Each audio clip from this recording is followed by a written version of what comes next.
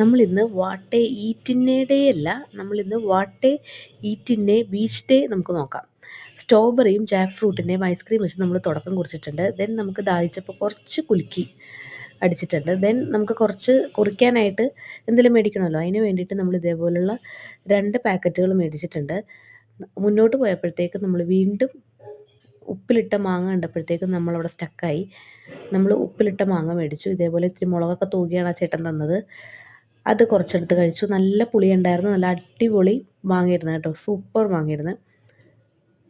അതിനുശേഷം നമ്മൾ വേറെന്തോ ഒരു ഫ്രൂട്ടുണ്ട്, ഒരു ഫ്രൂട്ടാണെന്നാണ് അവർ പറഞ്ഞത്.